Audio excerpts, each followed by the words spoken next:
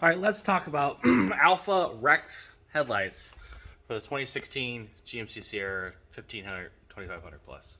Okay, so I'm got them mocked up in there. My problem with these is wiring kind of sucks. You go on the website, it gives you no instructions for this harness they give you. What is this for? Right? What is this? It's your typical cheap Chinese wiring. I hate this stuff, and I hate these connectors. I hate this crap. What is this? This is not waterproof. And what that harness does is your daytime running lights, which bothers me because it uses the factory plug. Let me pull this one out. So why isn't it integrated into the factory plug? This is the factory plug, right? And then this is the wire, little barrel thing. I have a test lead on there. And then this plugs into that lead too. I only assume is that halogen headlights use this connector, which just bothers me. Okay, like, won't that get corroded? And the instructions, which are only available on the website, says do not use dielectric grease. So that bothers me. Like, that's gonna get corroded, right? So, and that might short out the headlights. So that's my other gripe with this. Yeah, other than these are not weatherproof. These are awful. These will get water and salt in them, and they just a little habitat for corrosion, and then they'll just not work. Which I have a fix for that here coming up. Okay, the other problem I'm having is deciding on what DRL to use, and you have the option of amber or white. I'm using a little Milwaukee battery here. One-handed, of course. Check this out. This is super cool. So it has that little dance.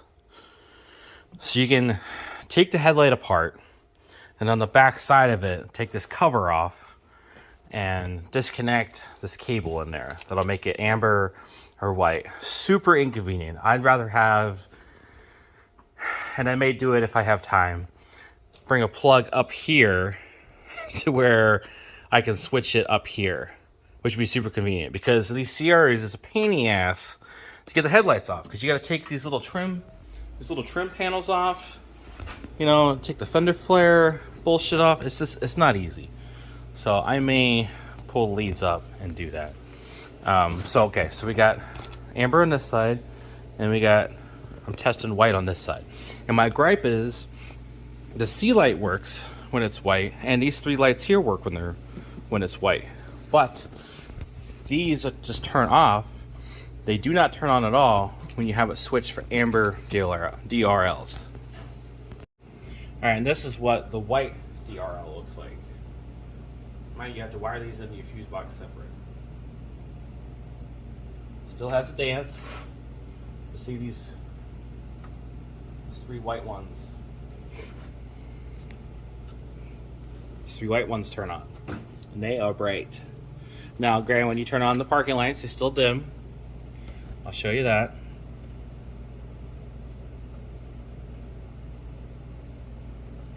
So yeah, that's my gripe. I think I'm gonna bring pigtails up here. I think that would look cool. I think I have time before I go to work.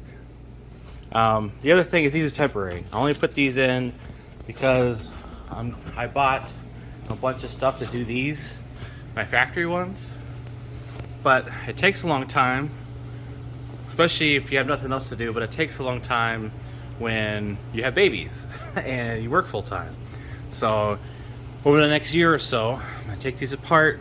I got tinted reflectors for these. I have the white reflectors for these, top and bottom, and the boards from Dial Dynamics. The reflectors are from Clears, K-L-E-R-Z, right? L-E-A-R-Z, whatever. Canadian company. They're like the best in the game.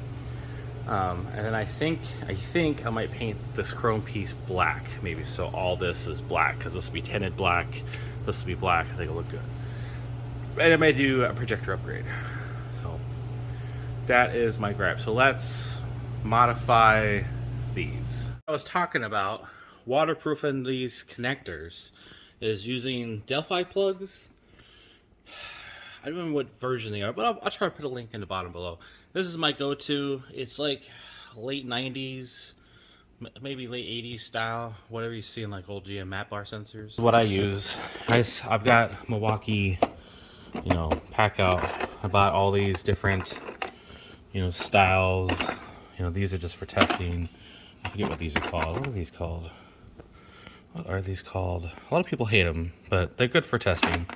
But I've got all the pins and everything. But what they are is you get rid of these bullshits, which is typical Chinese bullshit, and they are not waterproof. They promote corrosion. They're just bullshit.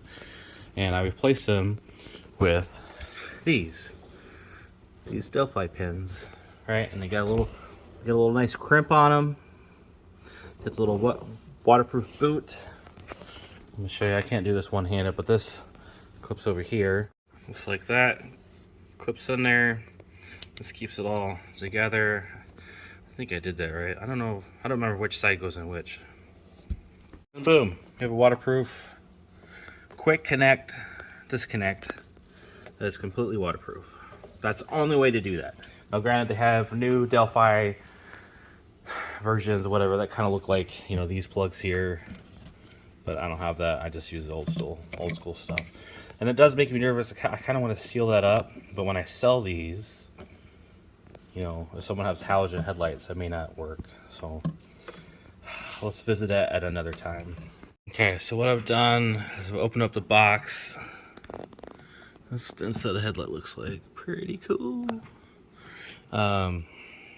At first I did think, was this a, what is the name of that brand? I have their ghost boards. Ghost Lighting makes like sequential boards and stuff. I thought maybe it was one of their boards, but no, looks like a Chinese board. But this is the connector that so you take this cover off, you connect these two ends together, and that is what turns it into amber mode for DRLs and parking lights, whatever. But because it's inside here, you got to take the whole grill off. You got to take the fascia boards underneath off. It's just a pain in the ass to get the headlight out to change it. So what I'm doing is I'm bringing the wire up to the top side of the headlight. Now what I did here was I did solder these joints. I'm going to heat shrink them. I'm going to put them out through the bottom of the seal here, and I'm going to silicone RTV it just to help prevent any water. I think I'm more than confident it'll work. Better way to do is to drill a hole in the case, put a gland seal on there. I don't have any here at the house, and I still have to go to work later today, so kind of under a time crunch. I know, should do it right, but I think this is good too. So, okay. All right, we're gonna keep going. Okay, got it back on. Put a little dab of silicone in there. I think that should be plenty. We're good. We are good. I got the little pigtail. That should work just fine. So let's install the headlight. Meanwhile, on Paramount Mountain. All right, let's do this roll call. It's freezing up here. Where is Big Knot? Big Knot up here? Say your name right. Big Knot, Big Knot, Big. Say it right.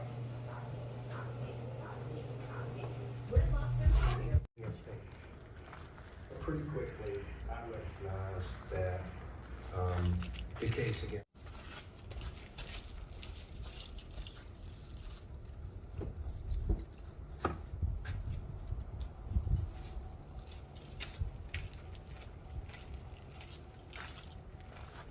Okay, got it all done. It's all wired up. I did not have enough Delphi connectors to finish the little pigtail I wanted to do, to change it from amber to white from under the hood. Maybe I'll explore going to the dash. Maybe, I don't know. Yeah, I'm pretty happy with it. I wish they had the chrome in stock, which they don't at the time. They just have the black in stock. That would kind of incorporate some of the chrome I still have on the truck. But yeah, I think it still looks good. Yeah. Add that fuse tab under the hood, under the fuse box. I use one of the upfitter switches. It's one of the mini fuses. It's whatever came with it. It's either the mini or the micro. But I use one of the upfitter switch locations, which is weird. I don't remember these having upfitter switches because my Ford had an upfitter switch. But this one, anyways, I checked them. I think 2 of them had constant power, and the last one had switched 12-volt power, and that's what I use for the daytime running lights. So, yeah, that was pretty easy. Again, it would be nice to have that in the instructions, and I haven't seen any other videos that show that. You know what? Let's open the hood. I'm going to show you exactly where I put it in at. Okay, right here. Don't mind this one. This is the one that came with it. So look at these 2 fuses here. Look at this diagram. That's 4 and 8. 22 and 26 upfitter switches are constant. 31 is switched. Let's see, 31 upfitter switch for 5 amps. Now these had no switch or no fuses in it. Now remember, I'm trying to do this with one hand. So the one on the right is power to this circuit. The one on the left is power to whatever accessory. I don't have upfitter switches. I don't know. That must be for like dually models or whatever. But this is how this works. So if you replace a fuse, if you're tapping into one that already has a fuse, that's the circuit here. Okay. The additional tap, the fuse tap part, power comes in through this side, up through the fuse, out through the fuse, and out through this wire. Okay. So this is part of the circuit that you're tapping into, is this bottom fuse here. The wire gets pinched through the lid, through the gasket, and it is what it is. I've had this wire in here since I bought it for halos. I had the fog lights that have now failed. So 6 years, 7 years, last almost 7 years it's been like that. Haven't had a problem. So is that the right way to do it? No, but that's the way I'm doing it. So do all this at your own risk. Okay, fast forward to nighttime. Let's get some nighttime shots of this. It looks awesome, and I'm really impressed with the output and a cutoff. And the cutoff, what I'm talking about, is the shield between darkness and light. I get that nice blue hue to it. Way better than factory projectors. Of course, the factory projectors don't have a clear lens. We could talk about another video if you guys want what a clear lens is and versus not a clear lens. Plus the factory is HID and these are LED. So check out this cutoff. Check out that cutoff. Look how nice that is. Nice and fresh. Got that nice blue to it. Really turned out good. High beams are good. Let's get it out on the road. All right, one more look at the cutoff. It's real nice, real clean. Love it. I love it. Okay, this is going down a dark road. Nice brights. I would like the brights to be a little further outwards, but it still projects good at night. Obviously, what you're seeing on the screen isn't like real life. Let's see if we can brighten up a little bit. Yeah, I mean it looks real good. I'm real impressed with it. For the cost of these, I would say it's definitely worth the money. Definitely worth the money. All right, let's check out what the outside looks like. Now I got the ambers turned on, and it looks good. It looks real good, I think. Lights are bright. It's got a good look to it. Let me turn off the headlight. This is just parking lights. Oh, I got the fogs on there too. Yeah, that's really glary. Let me turn the brightness down. I think that looks tough, right? I think it looks real tough. Let me turn the fog. All right, and I turned the whites on, turned off the ambers. And I'm telling you, they're bright. And if you're gonna do it, see, okay, you can't see it. This is how bright just the daytime running lights are. As you can see me right? So if you're going to do it, you got to do like I did. You got to put those wires in there so you can adjust them without taking the grill and the bumper covers off and the headlights out to change the color from amber to white for the daytime running lights. You got to do that. It's totally worth it. Yeah, totally worth it. So yeah, if you got any questions, leave some comments below. I appreciate you watching the video. I hope this helps some people before they buy them, or at least if they bought them before they install them, to how to wire it, some tips and tricks and stuff. So if you like this channel, please subscribe. This is Fixer Fab. Hit me up if you want a sticker. I got stickers available. Thanks for watching. This is Fixer Fab.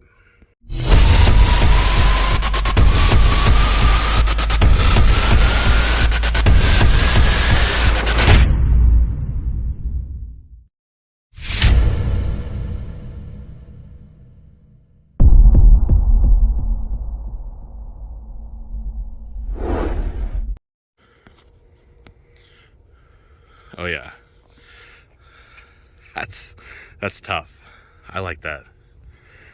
I like that a lot. That's a good look, man. It's gonna be hard to put my old ones back in after I get them rebuilt. Yeah, that's tough. That's real tough.